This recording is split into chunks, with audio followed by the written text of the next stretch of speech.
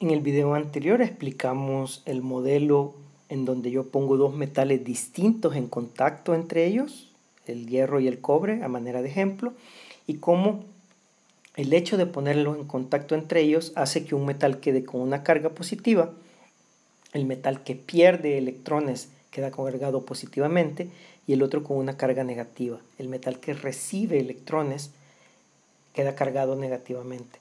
A esto se le llama un acople galvánico.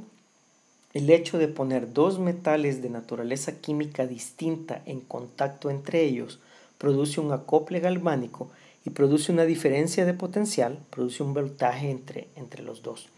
Siempre que dos metales diferentes se pongan en contacto eléctrico entre ellos, se crea un acople galvánico. Ahora, vamos a suponer que estos dos metales en contacto se introducen en un depósito con un líquido con exceso de iones hidrógeno disueltos, en agua por ejemplo. Entonces vamos a tener el acople galvánico, el hierro con carga positiva y el cobre con carga negativa, y van a estar rodeados de iones hidrógeno, y ya sabemos que los iones hidrógeno buscan a los electrones para poder reaccionar con ellos. Entonces, una vez estén en contacto, el cobre de manera espontánea buscará reducir el número de electrones libres que tiene en exceso. Es decir, el cobre busca regresar a su condición inicial. La condición inicial que tenía el cobre es la que mencionamos acá, en donde al estar separado él por su cuenta, tiene un cierto número de electrones libres. Él desea regresar a esta condición, pero para hacerlo necesita deshacerse de los electrones en exceso que le envió el hierro. Como no puede enviarlos de regreso al hierro, porque eso sería equivalente a que el depósito con menos agua genere un flujo espontáneo hacia el depósito con más agua, es decir, si el cobre tuviera la capacidad de regresar esos electrones al hierro, eso sería equivalente a que el agua en este depósito de acá fluye de manera espontánea en este otro sentido, y sabemos que eso jamás va a ocurrir. Entonces los electrones que están en el cobre no pueden regresar al hierro. Entonces el cobre lo que hace es que se deshace de ellos, regalándose a los iones hidrógeno que les rodean por estar disueltos en el líquido, y lo hace a través de una reacción de reducción, la que ya conocemos. Dos iones hidrógeno se combinan con dos electrones para producir gas hidrógeno. Entonces, acá en la superficie del cobre, los electrones que están en exceso van a pasar a reaccionar con los iones hidrógeno para formar gas hidrógeno, y de esa manera el cobre va a intentar reducir la cantidad de electrones que tiene y regresar a su carga neutra.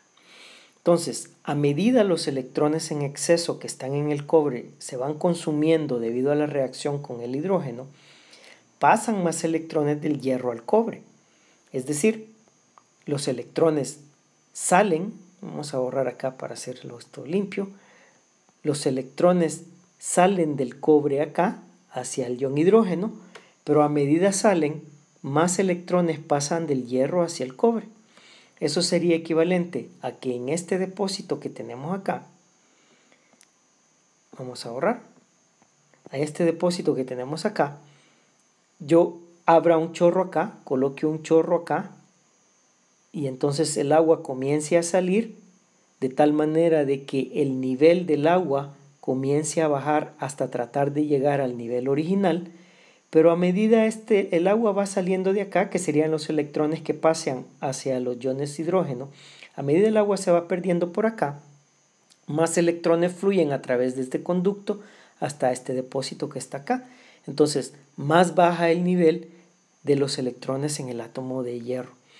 Entonces, eso ocurriría acá en esta situación. Los electrones se pierden porque el cobre se los regala al hidrógeno, pero a medida más electrones se regalan al hidrógeno, más pasan del hierro al cobre. Al pasar electrones del hierro al cobre, la carga positiva del hierro aumenta porque hay la diferencia entre los átomos de hierro y los electrones libres es mayor debido a este flujo de electrones que se da acá, y entonces al hierro eso no le gusta. no le gusta cargarse positivamente demasiado.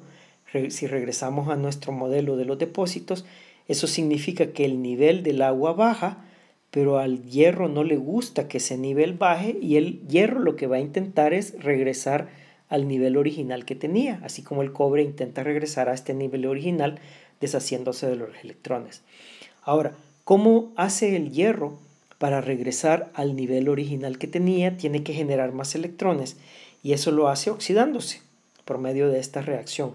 En el hierro, al tener una carga positiva en exceso, intenta compensarla generando electrones libres oxidándose. Y entonces el hierro metálico pasa a ser ion hierro más 2 y libera electrones tratando de restablecer su carga eléctrica. Entonces, al oxidarse el hierro y generar los electrones que luego van a pasar al cobre, los iones hierro son solubles en el agua y se separan, comienzan a flotar, comienzan a separarse del volumen de hierro metálico. El óxido de hierro no es estable, no se queda pegada a la superficie, como es el caso del acero inoxidable o del aluminio, sino que se va, y entonces lo que ocurre es que la masa de hierro comienza a deshacerse. A eso es a lo que llamamos corrosión, y en este caso la corrosión es causada por el contacto eléctrico entre dos metales distintos, estando ambos metales en contacto con un medio que le permite el intercambio de electrones. Entonces, a esa combinación de dos metales diferentes en contacto, inmersos en un medio propicio, o sea, para que haya un intercambio de electrones, a eso se le llama corrosión galvánica. La corrosión galvánica es la que se da cuando dos metales distintos entran en contacto eléctrico entre ellos en presencia de un electrolito. En este caso, el hierro se oxida, mientras que sobre la superficie del cobre no ocurre nada, se da una reacción de reducción y lo que ocurre es que se genera gas hidrógeno y se reduce el pH de la solución porque se consumen los iones hidrógeno. Entonces, para que exista corrosión galvánica es necesario que haya contacto eléctrico entre dos metales distintos y que haya un medio que proporcione los iones positivos que se necesitan para la reacción de reducción. Ese medio puede ser un líquido y en la mayoría de los casos el agua funciona muy bien como electrolito. Si en contraste ponemos en contacto eléctrico en un medio acuoso un pedazo de hierro con uno de aluminio, la situación es la siguiente. El aluminio tiene más electrones libres que el hierro. En el ejemplo anterior, el hierro tenía más electrones libres que el cobre y por lo tanto el contacto eléctrico permitía que los electrones pasaran del hierro al cobre.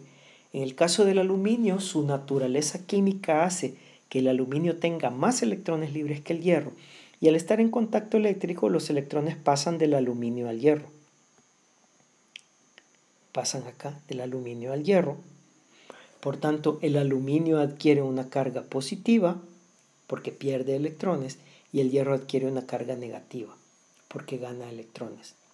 El hierro intenta reducir su carga negativa y regalándole los electrones al ion hidrógeno que está en el agua y entonces acá se da la reacción de reducción, ahora se da en el hierro y en el aluminio intenta reducir su carga positiva creando electrones por medio de una oxidación y entonces el aluminio se oxida y se convierte en ion aluminio, libera 3 electrones. Entonces en este caso el aluminio es el que sufre corrosión y el hierro es el que queda inerte. La corrosión galvánica por tanto depende de la pareja de metales que está en contacto. No siempre el hierro va a sufrir corrosión. En contacto con el cobre el hierro sufre corrosión, pero en contacto con el aluminio al hierro no le ocurre nada y el aluminio es el que sufre corrosión.